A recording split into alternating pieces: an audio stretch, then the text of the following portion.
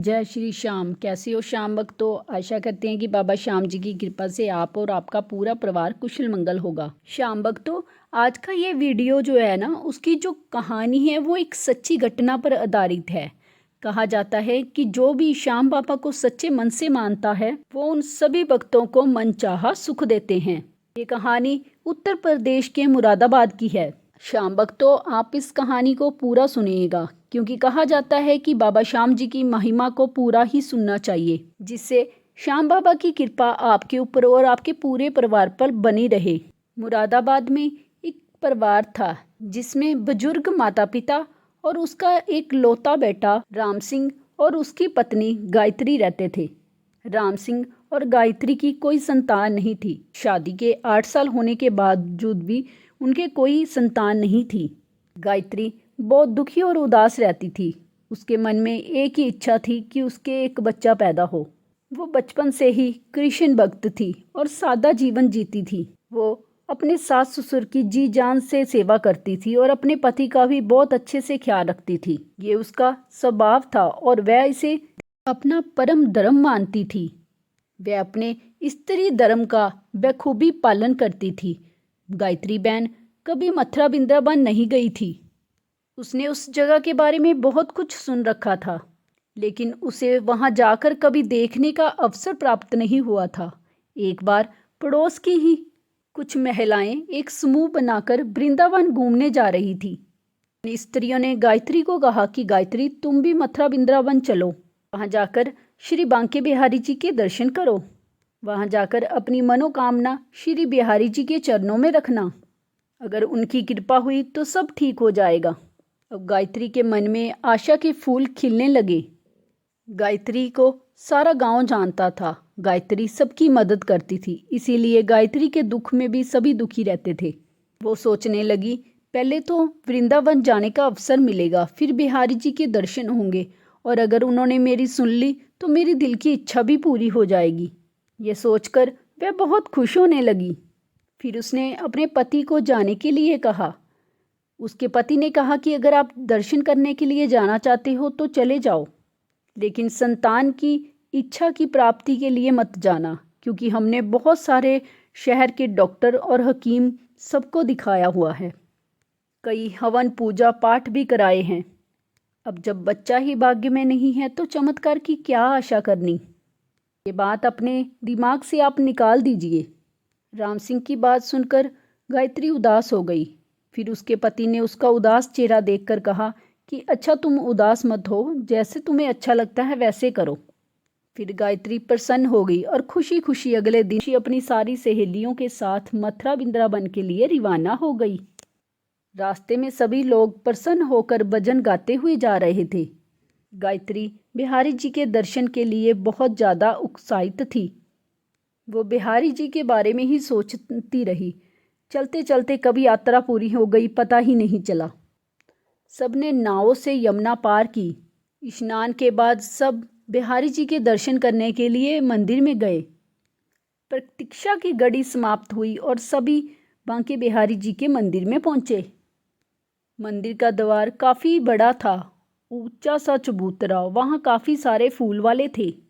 गायत्री ने बिहारी जी को भेंट करने के लिए एक फूलों की माला ली और सभी भक्तों के साथ मंदिर की चौखट पर माथा टेक कर अंदर प्रवेश किया। जैसे ही वो अंदर पहुंची, उसके मन को बहुत शांति महसूस हुई।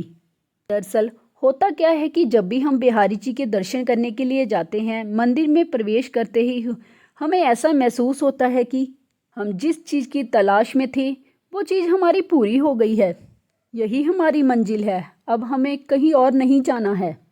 गायत्री को भी ऐसा ही लग रहा था। वो बिहारी जी को देखकर सब कुछ भूल गई।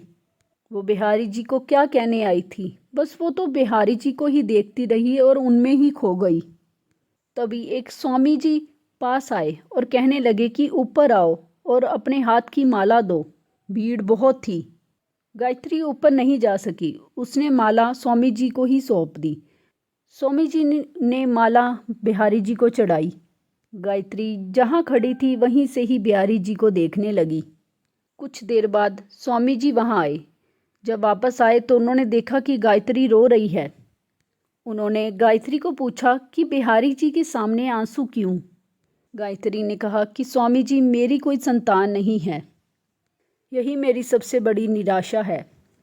बाकी तो सब ठीक है, मैं बड़ी उम्मीद लेके अपने गांव से अकेली यहाँ आई हूँ। उसकी बात सुनकर स्वामी जी ने कहा कि बिहारी जी हैं, इसीलिए कोई चिंता की बात नहीं है। एकादशी का व्रत रखें और आने वाली कार्तिक अष्टमी को राधा कुंड में स्नान करें। श्री बिहारी जी आपकी बात अवश्य सुनेंगे। बिहारी जी को धन्यवाद कहकर गायत्री काफ़ी समय तक वहीं खड़ी होकर बिहारी जी के दर्शन करती रही। फिर अपनी सहेलियों के साथ मंदिर की परिक्रमा करने चली गई।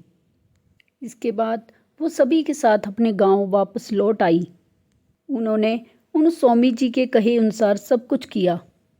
कुछ समय बाद उसे एक रात एक सपना आया। सपने में उसने देखा कि एक अत्यंत सुंदर कन्या उनके घर के आंगन में टहल रही है। वह सपना देखकर बहुत खुश हुई। सुबह उठकर उसने ये सपना अपने पति को बताया।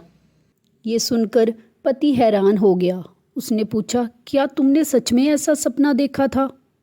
उन्होंने कहा कि हाँ, मैंने भी ऐसा ही सपना देखा था कि हमारे घर के आंगन में एक कन्या टहल रही है।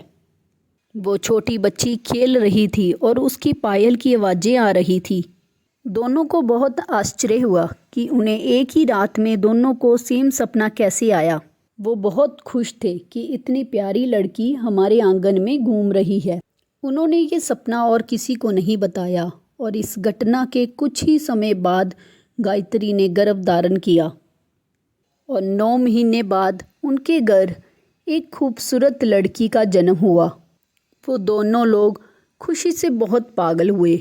उन्होंने कभी सोचा भी नहीं था कि श्री बिहारी जी की कृपा इस तरह उनको मिलेगी। अभी साल भी नहीं हुआ था कि गायत्री ने अपना निवेदन बिहारी जी के आगे रखा था और अब उसकी गोद में 1 साल से पहले ही कन्या थी। कुछ समय बाद वो दोनों पति पत्नी अपनी प्यारी सी बच्ची के साथ श्री बांके बिहारी जी के दर्शन करने के लिए श्री वृंदावन निकल गए। वृंदावन पहुंचकर वो श्री बिहारी जी के दर्शन कर कर बहुत प्रसन्न हुए। गायत्री उसी स्वामी जी के पास गई और उनकी गोद में कन्या को रखा।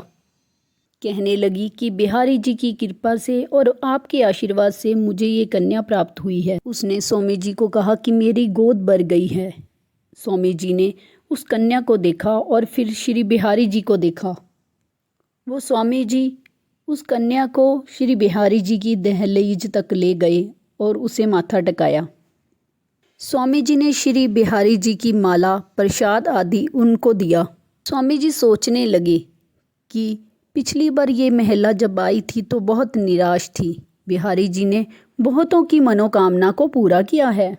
आज इस छोटी सी कन्या के आने से इनका घर कितना हरा भरा हो गया है और इनके चेहरे पे कितनी खुशी है। आप बहुत दयालु हो। ये कहकर स्वामी जी बिहारी जी को देखते हुए प्रणाम करने लगे। ऐसे लग रहा था जैसे बिहारी जी मुस्कुरा रहे हैं। इसके बाद गायत्री ने ये नियम बना लिया कि वो हर साल बिहारी जी के दर्शन करने जाएगी। तो आपको ये सत्य घटना कैसी लगी? अगर आपको अच्छी लगी तो कमेंट बॉक्स में जय श्री श्याम का जयकारा लगाएं। वीडियो को लाइक शेयर ज़रूर करना और अगर हमारे चैनल पर पहली बार आए हैं तो चैनल को सब्सक्राइब करना। जय श्री श्याम।